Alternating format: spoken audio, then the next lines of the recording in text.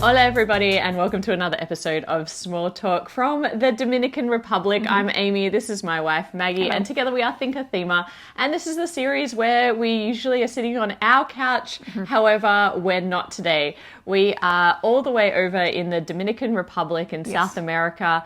Actually, last Monday we found out in the morning when we woke up that there was a family emergency here in the Dominican Republic. Maggie's mum has been quite unwell and she is stable now, thank goodness. So, but we dropped everything to fly here. So we actually on Monday just took Boston to a friend's house and then we packed all of our things and we headed over here, which took around 35 hours. So that's a lot of flight time. It was a lot of flight time. We jumped on a flight from Melbourne to LA, then from LA to Miami, and then Miami to Santo Domingo, which is in the capital of Dominican Republic. I've never been to the Dominican Republic before. Yes. Yeah. And I hadn't been in 18 years. 18 years. So a lot has changed. Yeah. And Maggie is originally from Venezuela, was born in Venezuela, but her mum is Dominican. And all my family from my mother's side is Dominican as well. So they're all here. They're all here, but they all live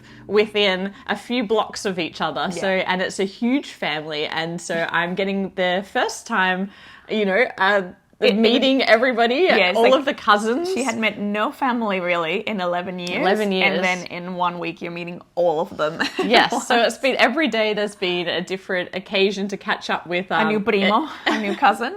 A new cousin. I'm also on the fast track to learning Dominican Spanish. Yes.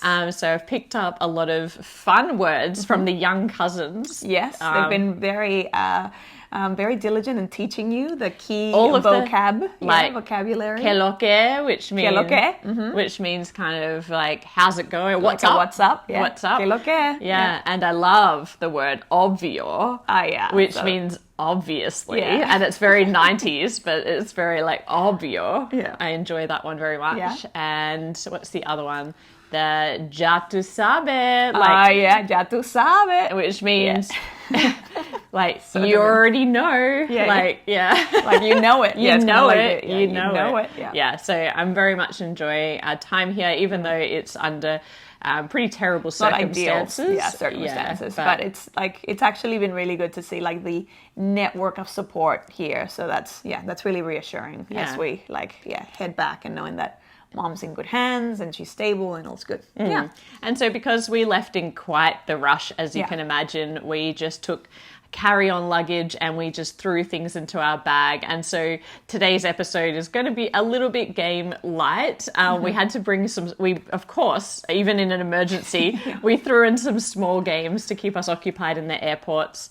But mostly we thought we could just make this travel vlog and chat to you all a little bit about the Dominican Republic and what else we've been up to. Another impromptu travel blog. Very much impromptu. Yeah, an unexpected travel blog entry. Yeah. But as we mentioned, the cousins have been wanting to, while we're here, show us the countryside. And so yesterday we actually took a trip out to the sand dunes. Yeah. And it's funny because I've never actually been. Like a lot of people that live here haven't done that trip. So you actually go out of the city? Yeah. And the first thing is the traffic here is some of the craziest that I've seen in the world. I don't remember it being this bad. It's intense because everything is so congested, and they've done a lot of things, like they've changed a lot of streets to be one-way streets now to try and improve the flow.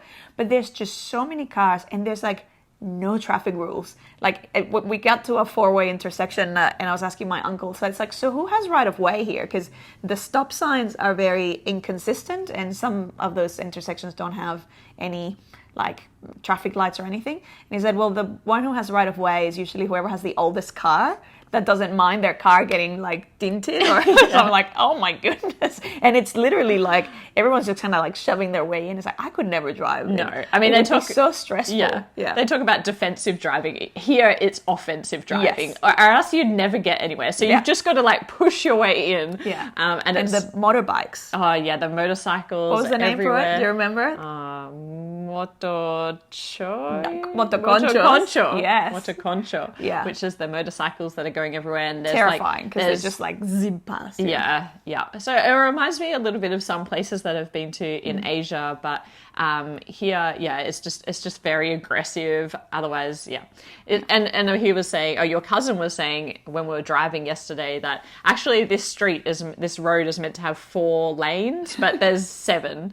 It's just cars everywhere. It's just cars everywhere trying to, anyway. Yeah. So we drove out to the seaside, which was really nice, but along the way, we were driving through this kind of like, there were it's like police, and there was like a National Guard type area. Yeah, there's like a military zone. Yeah. And we're driving through, and there was this like group of iguanas, and huge iguanas, and I've never seen anything like that in real life, like the size of these iguanas. So of course I was like, can we pull over? And so we pulled over the side of the road and jumped out, and then there were these police officers taking selfies with us with the iguanas, and but there were also goats everywhere. Yeah, goats. The goats were really everywhere. cute. I'd never seen that many iguanas at once. Like usually often here when you go to the beach you see like 1 or 2, but these were so many, and they're so big. Yeah. They look so prehistoric. Yeah, like they're really like little dinosaurs kind of walking around. walking around. So, and so we're on our way to the sand dunes, Las Dunas. Mm-hmm. And when we got there, you pay entry, and then it's like they give you these sand boards that you can take up to the dunes, but and we probably have a little bit of footage that we can show you of me attempting to do that.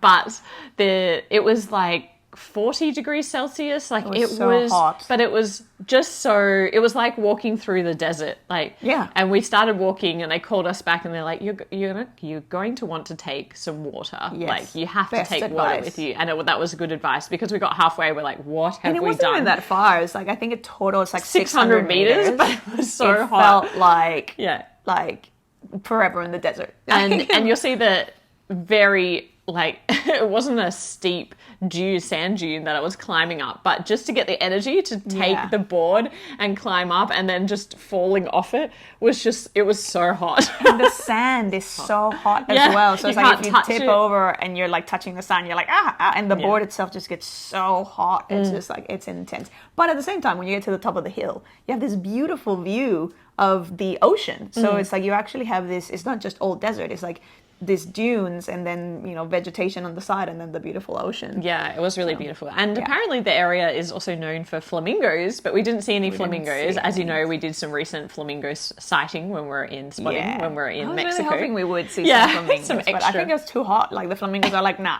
No.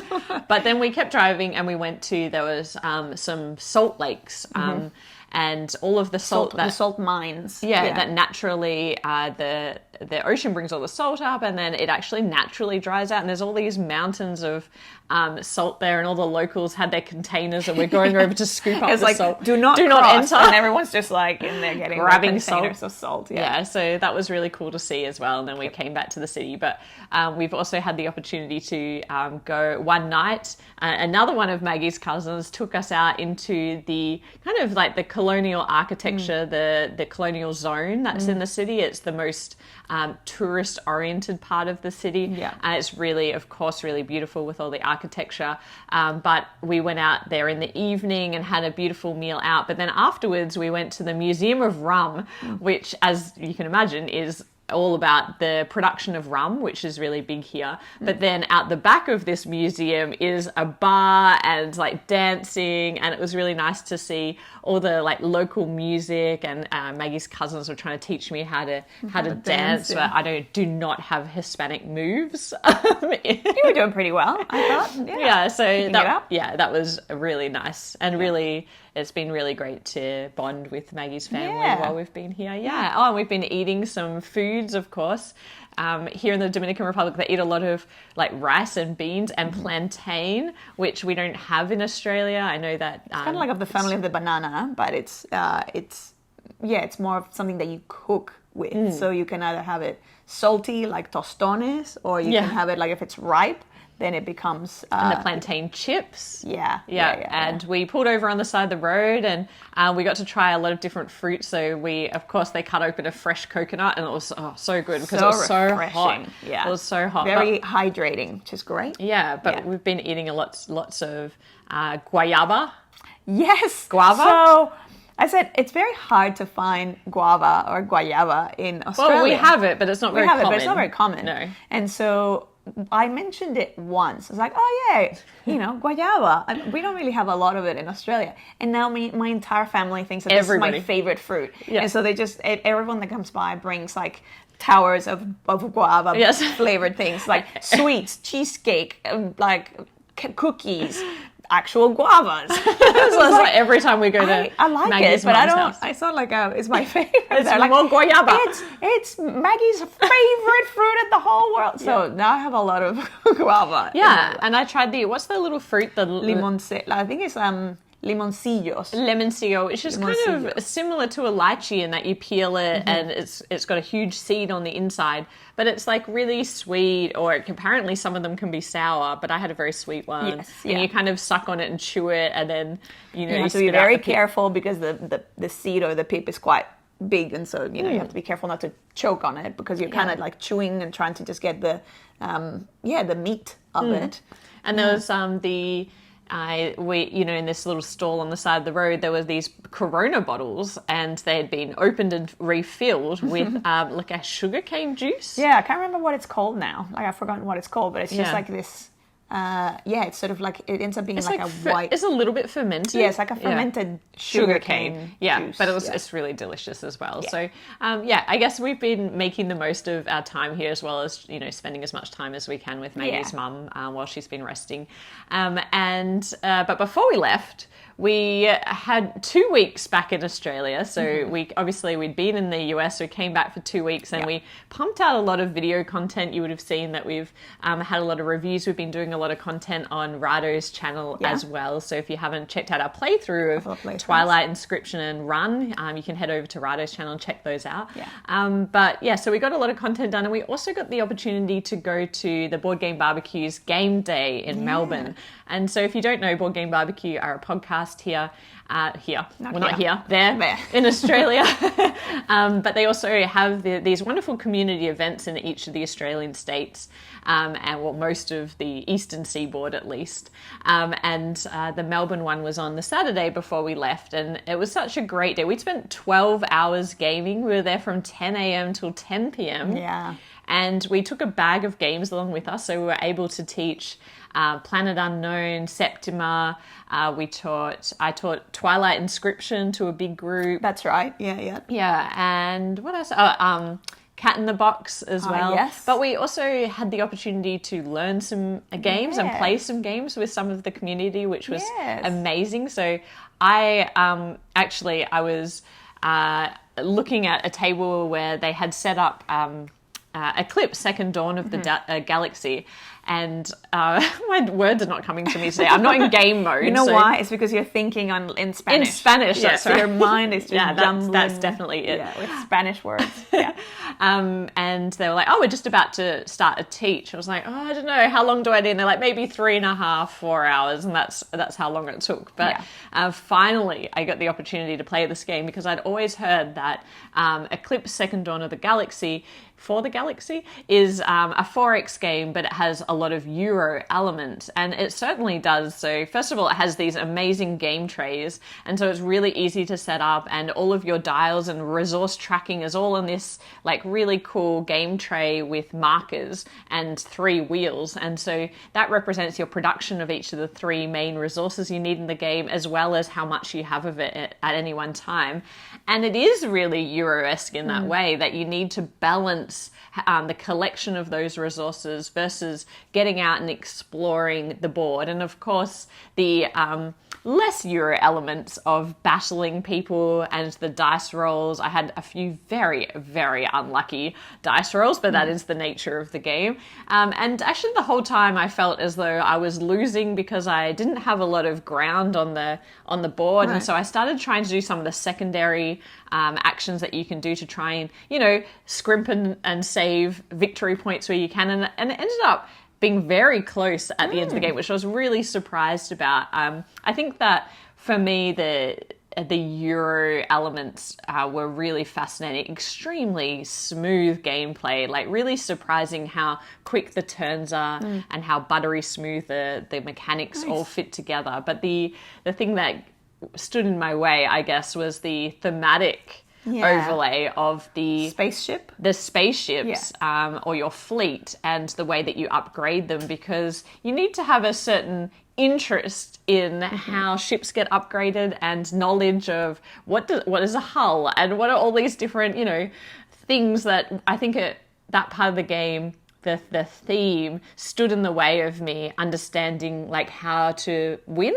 or how to like use it to my advantage. Right. And you have to understand like the different technologies. So yeah, I think that would be a barrier. We actually own the game, but it's still in shrink. So I was really excited to have the opportunity to learn it. Whether we'll keep it or not, I'm not sure. You'll enjoy probably the battle elements and things. I don't tend to thrive in battle. Yeah. Anyway, what else did you play? Well, I was taught a couple of games, which I really loved. One, which was a surprise, because it's such a popular, very simple game called No Thanks. I think everybody watching has probably played this game. No Thanks, except for me. And me. Yeah, you haven't played it. No. I was so surprised by it. It's so simple. And I'm like, our friends are going to absolutely love this game. Because all you're really doing is like you have these cards, I think it's from 3 to 35. And if you get stuck, you have the option when a card is revealed, you kind of go person to person. You have these little tokens as well. And so when a card is revealed, you can either keep it, and that's going to be minus points. So this is one of those games where you want to have the least number of points possible. Or you can put one of your tokens on it and say, no thanks, and pass it along. So it's one of those like, the tokens are going to kind of take points of the card, which is a good thing, because you don't want to collect the cards, because the cards are point to the end. You want more tokens and low value cards. Yeah. And so a card, as it's getting passed around and everyone's kind of going, no thanks, adding tokens to it, gets to the point where it's like, well, the card's actually not as unattractive anymore. Because all the tokens are really kind of compensating for that. Yeah. And then the other thing is, once you run out of tokens, and you can no longer pass on a card, and so you could get stuck with really bad cards. But so it's like that bit is really funny and cute. The thing that makes it super clever is that then if you get a card, so for example, if I got stuck with, the number 25, if the number 24 or the number 26, so the one that's just one off, either above or below, comes around, I can take that card safely, because if you have a sequence, all the ones that are in the sequence won't count. You'll just count the highest number. Yeah. This sounds very clever. It's very simple, but it's so clever, because then you end up with this whole thing of like, oh, I know that you're going to want this card because you're going to want all the tokens on it, because it's not really going to count for you. Do I take it and, deprive you of that? But then it's going to be a lot of negative points for me. So it just, with such a simple concept, it creates a lot of really interesting dynamics. Yeah, and I think it's one of those games that has been really popular everywhere else. Like, you see it all the time. We see it all the time in the US, and we just haven't, it was just one of those games that looks like kind of a Uno or like that style of game. It's like even simpler than Uno. Yeah, but I think a lot of people grew up with it, and I haven't seen it a lot in Australia, if at all, actually. So it wasn't a big game in Australia, so we haven't been exposed to it. But I really want to give it a go. We really wanted the Spanish version. Yeah, we've been hunting down the Spanish version. No gracias. No gracias. But there's not a lot of board games in, like, Dominican Republic is not really a board game type. But that's interesting, because it's a game culture, because they have dominoes. Yes. And so when we're driving through the streets, you see a lot of people sitting by the side of the road playing dominoes. Yeah, the colmados, which are like kind of like the corner shop. That sells a little bit of everything. Outside, we'll often have a couple of tables or a table, and people play dominoes or chess. And Maggie's family really love Rummy Cub. Which they're called Rummy Q. Rummy Q in Dominican, Rummy in Spanish. Q. And so I've been practicing on my phone. So I downloaded the app, and I've just been like trying to practice, because tomorrow we're meant to play with the family, and I don't want to, let the family down by not knowing how to play. Very interestingly, like I've never really played, at least not in my my adulthood played board games with my family, but I'm just hearing what the type of players that they all are. So it's like apparently my auntie is known for cheating from time to time and being a really bad loser. Like if she loses, she kind of throws a hissy fit. I'm like, oh, that's what I'm like. and then my mom is like hyper competitive and like no one can beat her, and so it's like I'm both excited and scared to play with. But I feel like it's in your genes to play games. Yeah, so, and they love it. They really fiercely love it. Yeah. It's an interesting game. I don't know how well I'm going to do, because if you don't know how the game works, you are working with kind of like these tiles that are like kind of the same material as like a thin domino, and they have numbers on them, and you're trying to make basically sets and runs.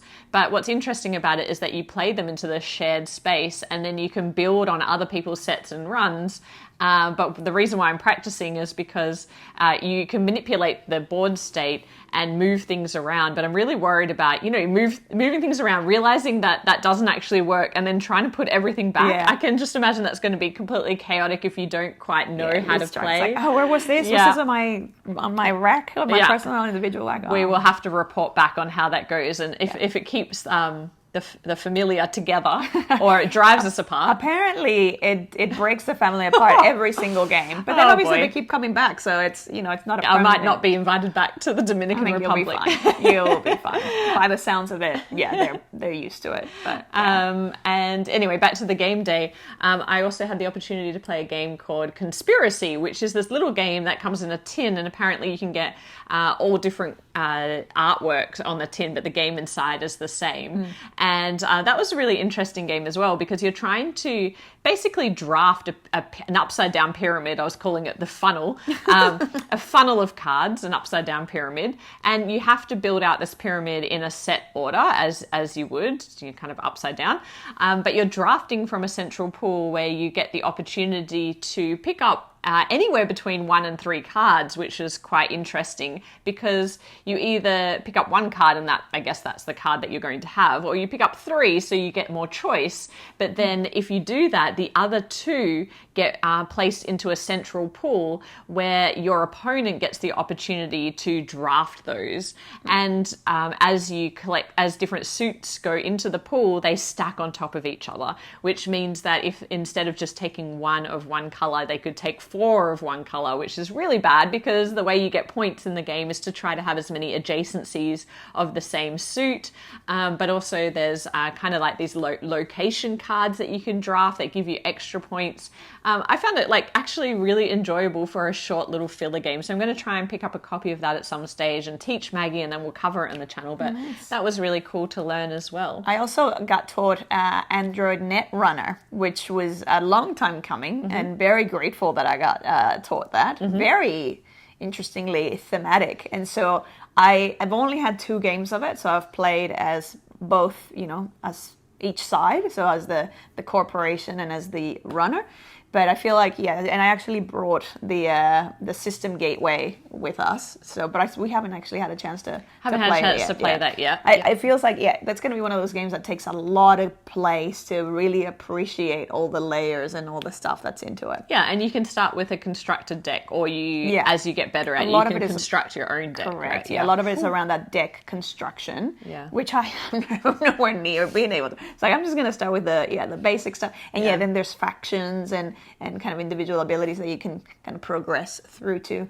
So that was cool as well. Quite the community around that game. Oh, yeah. So incredible. The whole, that Project Nisei community and group that is now essentially self-funded, I believe. Sort of like a not-for-profit that has kept the game going, because the game is no out longer of print. Yeah, and we played Hansa Teutonica as well. Yes. For the first time, which is we only played 1 game, but super fascinating game. And we actually do have a copy of that game that is on our shelf of opportunity, which is why some of our friends brought it along to teach us, because they knew it was on our shelf of opportunity. Yeah. So that's a game I'm looking forward to getting into more and teaching some people and just, playing it more. So it's really fascinating. It's like game. Even from 1 game, you start to see, I can see why this is a classic. I can see those classic Euro clever sort of point combo or levers, like Yeah. this affects this other thing, it impacts on this other thing. And, you know, no matter how far we stray away from classic Euros, when I play one, I'm always like, this is where my heart is. So yeah, I'm looking forward to playing that one more. But yeah, we had a fantastic day. Yeah. We spent a lot of time playing apart, actually, during the day. We just drifted into our individual games. I think Hansel was the only game that we played together. Yeah, yeah. We didn't play any other. And the first game of Planet Unknown, I think we both Were played. you playing it? Yeah. Were you playing it? Thanks. I was teaching it. Thanks, Maggie. Like I taught it, and so it was a bit of a blur. Yeah, Those days are just such any game day when you're at a con or when you're playing, the day just flies by. Yeah. And you've got to remember to eat. I'm slow. I feel like we're learning our lessons very slowly about. We know what to bring from a game perspective. We bring our games, we bring dice trays, we bring component things, we bring a mat, and we, of course, bring our game bag that we love. So we're bringing all of these things to the game day. But the one thing I always forget is to pack adequate amounts of food and snacks, because good nourishing snacks. Because so often you get 5 hours in and you're like, I haven't eaten anything. I'm about to pass out, and I've just taught, you know, another big game. And anyway, so we're learning some lessons about that. But at least I brought water this time, so I had my what do you call it? My kind of cooler, my thermos. Yeah, with and water. you have to bring like layers in case it gets too cold. But yeah, you know. Yeah. It's a learning process. It is. So anyway, that's a bit about what we've been up to recently. I'm sorry that this video is quite a mess. I know a lot of people sent through IAQs in our last video, and we'll definitely get to those next episode, but it has been a bit of a whirlwind, leaving the country and coming over here and kind of being a bit all over the place. But we're super happy that and very grateful that we could come over here. We're also very grateful for the support of the Joey fam. Thank you so much for everything you do to keep this channel running, and allowing us, you know, the opportunity to just keep making these videos that we love. So thank you to everybody who supports us, and thank you to everybody who watches our content and comments. And I apologize, we are so far behind in our comments. We've been prioritizing doing more videos, of course, in and around our work.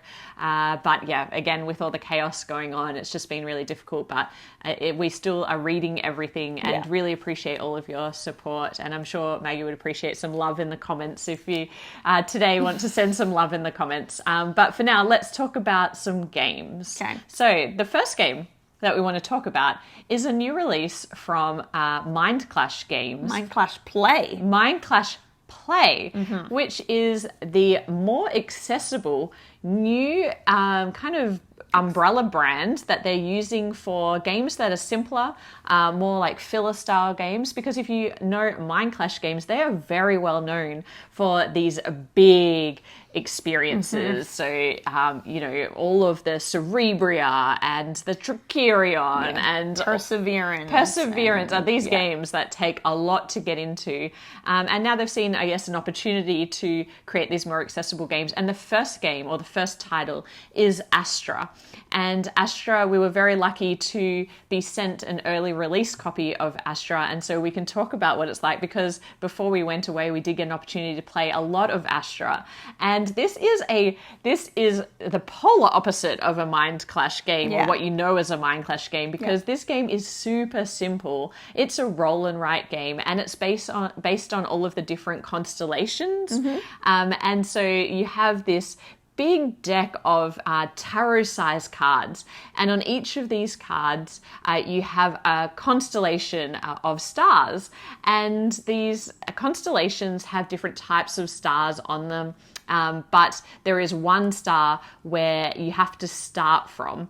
And what you're going to be doing as a group is drawing on these tarot-sized cards to try and fill out these constellations until they're complete. And the way the game works is that you're going to be drawing from this deck of cards and creating this circle or wheel of different constellations that are placed out around this board in the center. And you're going to have stardust, and stardust is represented by these gem tokens that you have. And on your turn, you're able to spend these gem tokens according to the number of stars that you want to mark off on a constellation of your choice. So you can choose any of the constellations that are around the wheel and in the center of the board. And then you'll mark these off. And everybody's going to be contributing to these same constellations. And when one is complete, the person who completes the constellation gets to draft that card into their player area. And you would do that for two reasons. The first reason is because at the end of the game, you're going to score points according to the different types or suits of constellations that you've collected. So they're going to give you victory points at the end of the game. The other reason is because they each have a unique ability, and these unique abilities can be tapped. So at any time that you choose, you would tap the card and use its ability, and that's going to help you progress in this game. And what you're trying to do is you have a player board that is going to unlock different things. The first thing is, in order to collect more of those cards, you need to unlock the ability to have more of those cards. So, you know, you think you start with 3 and then you can get to 4 and 5 and 6. And so that's going to, I guess, hinder your progress or your ability to recruit new cards. The other thing is you want to increase your bag size so that you can have more of the Stardust, so that you can, of course, do more drawing at once. But what's interesting is that it's not always the case that you want to complete the constellation. So everybody's going to be contributing. And when one person completes a constellation, yes, they get to draft that card and only they can use its unique ability and score it at the end of the game. However, everybody who's contributed to drawing that constellation is going to get a boon. And a boon in this game is a one-off, kind of powerful bonus that you can get. And the person who has contributed the most to that constellation without winning it or without completing it gets first choice of those boons. And then the person who next contributed the most gets the next order choice. Based on contribution, And those things are going to be to collect more Stardust, which is really important because the only other way you can refill your bag of Stardust is to rest on your turn. And when you rest, you don't get the opportunity to draw on any other constellation. So a boon might be useful so that you don't have to essentially have a pass turn. When you also rest, you get the opportunity to untap the cards that you've collected, but only with the current round suit. So that's quite interesting dynamic as well, because you might time when you rest so that you can untap more of those cards. There's a little disc that marks what the current or the active suit is, and it sort of moves around every time someone around the table rests. So that's another kind of timing element where you're like, oh, I really want to refresh these ones, but you know, this, like, it's still 2 away if this person rests, or like, so the tension in the game is really interesting because, and it's not like a palpable tension, but the decision space is really, do I want to complete a card and take it for the end game scoring and for its ability, or do I want to contribute to as many constellations as I can, even if it's just 1 star, so that I can get these really powerful one-off bonuses? So you're kind of, you know, trying to decide what to do. Some of the bonuses are actually points. So you might see cards where it's like, you know, 4 points is one of the bonuses. So you're like, oh, that's actually pretty good to just contribute to. Yeah, which might be better. And there's a transition point in the game, I think, where you stop taking the bonuses that are like unlocking more space in your bag or unlocking more cards in favor of taking the victory points, because you know, the writing's on the wall, the game's coming to an end, and the game actually comes to an end when we reach a particular card that's in the deck, which is predetermined by the number of players. So yeah, this game it's really, really simple. So I would say, you know, don't be confused by the Mind Clash branding. This is definitely a different side of Mind Clash. This is something that you can play with like non-gamers, with family, with, you know, I could see, like, we didn't actually bring it, but I can see like us playing it with, you know, with the family who only play like, you know, BBQ and stuff. And it's a lot more relaxed, and it's more about like the markers are actually really good. So they have the dry erase markers, and you're drawing on the tarot cards, and with the erasers, it actually, from a production size, that's pretty. Point. And the artwork, you weren't as fond of the artwork? I'm not as taken with it because I really like kind of Bright colorful, colours, bright yeah. colors, and this is a lot more subdued. I Obviously, love it. It's all about stargazing, so Yeah. it's I really love the card artwork, and they actually said, some of the constellations we had to change just a little bit. liberties, so that to balance out the game. Yeah. But I love the fact that there are so many of those cards in the deck. The artwork is all stunning and based on real constellations, and it always is like a nice surprise when you turn one over, it's like, ooh, that's and then really also like the cool. star signs, like if I see a Taurus one, I'm like, Taurus, I cannot not get that card. Yeah. So if you're into, stargazing or star signs or anything like that, or astrophotography, then you'll definitely enjoy, I think, the theme of this game. I think that if you're a heavy gamer, this might be a tad light. It's probably a little bit too light for our personal taste and the type of groups that, we tend to play with. But I could definitely see how it would be a nice like icebreaker before you get into games, or if you've got a group of non-gamers, certainly, or if you just love the theme. Kind of bring the night to a close. It's like, what a lovely way to like bring a night to a close and like do a little bit of stargazing on the, on the table. Yeah, if you like those games where you're just having a cup of tea and it's very, very breezy, but, kind of some interesting decisions along the way. I'm looking forward to seeing what else they do in this category of games. But, if this is the first one, it's definitely a good sign, star sign of things to come. Well done. I like what you did there. The scaling is with the central wheels, they've got different sides based on the number of players. The 2-player variant, there is not really an AI, but they've kind of added an extra phase to when you do a rest, which is you get an extra color marker, and it sort of prompts you, depending on the rest. On the rest side, it'll have different numbers. So like I believe from 1 to 4. And so that's the number of stars that will be drawn with that extra one. Basically, you're playing as another competitor in the game, and you're both using a neutral color to fill in some of the constellations. And all that happens is if that card is, if it's completed by that extra player, by the neutral player, then it just sort of disappears. But if you've contributed towards it, then again you can still activate those boons. And if the neutral player has done the majority of the stars in it, then you just cross out the first 2 boons, and then you have access to the rest. So it's as always, I prefer not to have any kind of AI or neutral player. So it's I do fairly low. It is, but I prefer at the higher player count, because then you've got that more dynamic between all the players who contributed the most. It adds a little bit more tension to the game, which I really like. So that is Astra. But the next game we have is a little game, again, that we could pack in our bag, called Cinderella's Dance. Now, this game is one that I just picked up as part of the Kickstarter campaign for the American Bookshop. Which trick-taking games? Yeah, a trick-taking game, which we haven't been able to play yet because you need 3+ players. But Cinderella's Dance is a 2-player trick-taking game. And what's interesting about this 2-player trick-taking game is that it was developed for a competition in Japan, which is the competition is called Is It a Trick Taker? Like, is it trick-taking? Is it trick-taking? Because the competition is all about spins on the genre that may not fit the normal mold for trick-taking games. And this one certainly is interesting because it's 2 players only. You are dealt out a hand of cards, but some cards are removed from every round. And you basically have a run of numbers in your hand, and that can range anywhere from 1 to 21. But some cards have been removed, so you're not sure what the total range is.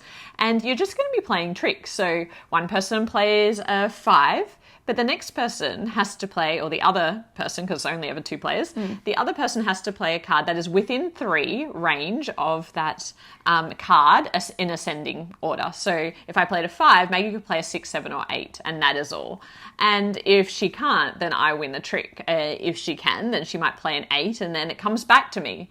And I get the opportunity to play a card that is 9, 10, or 11. 9, 10, or 11. If I don't have that card, that's when the trick ends. So it's only until someone doesn't want to or can't play a card that the trick is won by the other person, which makes for kind of an interesting flow of the game because you are trying to make sure the other person can't play a number. So if you play the 21, of course, that's the end of that trick. So you immediately win that trick. Yeah. But sometimes you might have a 5, 6, and a 7 in your hand, and so you might play the 5 because Maggie then would have to have the 8, otherwise she wouldn't be able to play. So you're trying to kind of restrict the range of possibilities for the other player. And give yourself some room to move as well. So it's like if I know that I only have this one card and I'm not going to be able to kind of follow anything else, it's like, well, I probably shouldn't play this unless it's like my final card. That's right. So I might not play the 5 because Maggie will play an 8 and then I don't have anything in the next range of cards. So it's an interesting one. It's quite unlike other trick-taking games that we've had. It is really simple. Because we've just explained it in about 2 minutes. But yeah, that is essentially the game. You do play until one person has won 3 rounds, and you track the points that you collect along the way with some point cards. Like each trick is a point. Not each trick. So it's like to determine the round is whoever won the most tricks. And then once you win a round is the 1 point. So first to 3 full points. Do I like it more than a game like Fox in the Forest? No. It's too simple, I think. Yeah, it is far too simple. It is a really simple. And it feels very luck-based in terms of like, well, if I had a good run of cards, like there's a little bit of strategy, but a lot of times it's like... Also a lot of luck. There's not much you can do. There's no trump card. There's no like extra way out. It's kind of, so it is what it is. Yeah, very simple easy to get into, but at the same time, it's like you don't necessarily have a lot of meat on the bones. Yeah. So, and it says playtime 10 to 20 minutes, and that's very accurate. It's very fast and easy. I mean, it was a great one to have on us in the airports when we were barely, after 35 hours of travel or whatever it was. This was just about all the brain power we had. Miami airport eating Cuban empanadas and like playing this on like literally on the floor. And like I was like, the floor is too dirty. Get off the floor. You're like, it's sticky. I'm like, why are you on the floor at an airport? Like, just get on the chair. And this one you can play like in the chair between the two of you. Like have a chair between the two of you, and that's enough. Yeah, but probably a little too simple to keep. So that is Cinderella's Dance, 2-player trick-taking game, or is it? Is it? And the next and final little game that we took with us on this trip is Town 66. Now, Town 66 is the new game from Oink Games. Most people would be familiar with this very common box size from Oink Games. This is a publisher out of Japan. We managed to pick this game up when we were at Gen Con. Of course, we also picked it up with the much coveted game Scout, which everybody was trying to get their hands on, including me. But we also picked up Town 66 because it is the new one, and we didn't know a lot about it. But this is a really interesting little puzzle game. The way this game works is that you are trying to build out a city of different coloured houses that are also different shapes. And so at the beginning of the game, we take one of the tiles, one of the houses, and we place it down in a central shared area, and it's going to be the start of a 6x6 grid. So we're looking at rows and columns again for this game, and the house that we place down is the top leftmost part of that grid. Now, players are going to be playing houses from their hand down into this grid in orthogonally adjacent ways. So you can only place a house down next to a previously placed house, but the trick is that each row and column can only have one of every shape and one of every color. And so that is the puzzle in trying to work out how to get the houses that are in your hand down onto this grid. Now, you start the game with 4 tiles, and these tiles are really thick cardboard tiles, and in this game, in the box, you also get these wooden like a little rack stands. A little rack. So that you can stand up your hand of houses. And what's interesting is, of course, you can see what shape and color the houses are, but your opponents can see what color you have. And so the backs of the tiles reveal the color of what you have in your hand, which means, they could kind of hate place, hate place, to try and get the first color in that row or column before you can. But in this game, the really interesting component of this puzzle is all about your hand limit or your hand size, because at the end of your turn, so on your turn, you simply have to place one of the houses down into the puzzle. If you can't, you're out of the game. But if you can, you get the opportunity at the end of your turn to drop down one in your hand size limit. So you start with a limit of 4, and every time you play a tile, you're going to be drawing a new one out of the bag. But at the end of your turn, you might get rid of one tile and therefore only have a hand limit of 3. You're then continuing to play this game with a hand limit of 3, which means it becomes much harder to make sure that you have a tile that you can play and you have more of a chance of getting out. But what's interesting about who wins in this game is that it's the person, priority is that the person who wins is the person who has the lowest hand limit. Lowest tiles. Fewest number of tiles. Yeah. I like to refer to it as a hand limit because you're constantly going to be drawing back up to that hand limit until you start to shed more and more tiles. But the second component to that is if 2 people have the same number of tiles or the same hand limit at the end of the game, it's going to be the person who was able to play for the longest amount of time before they went out. So it creates this really interesting dynamic of at what point in the game do I start to shed my hand limit, and what are other people around the table doing? Because if someone else has gone down in hand limit, then I probably need to think about that too, because that is the main win condition. Yeah. But when I do that, then I'm, potentially going out too reducing early. your choices, which means that you might get to a point where you get stuck earlier or That's right. And so that part of the game is really interesting. The puzzle itself is fairly simple and straightforward because you're just looking at where you can place a tile on your turn. So if it was the puzzle itself, I would say this is maybe too simple, but that little twist on just who wins the game, that's what makes this interesting. Overall, the game is exceptionally fast, very light. It comes with a bag in here as well, so quite impressive components. It's a great arrangement of all of the things in it. Like you've got the 4 little stands, the little rack stands, and you've got all your tiles, and you got the little bag. It's it is really nice. Classic production. Yeah, classic Oink games. Really easy to just throw into a bag and play it anywhere. It's not the heaviest of the Oink games that we have. Very light. Deep Blue Sea, I believe it's called, the submarine. I never remember its name. With the submarine, or like Scout is a much more layered and difficult experience. This one is much lighter than those. Probably not the lightest Oink game either, but quick and intro-like game. Yeah, this is definitely a light filler, but it really, because the components are so lovely and it's really easy to understand straight away, it's, a nice one to teach when you're, at a bar or in an airport or whatever the case may be, wherever you may find yourself.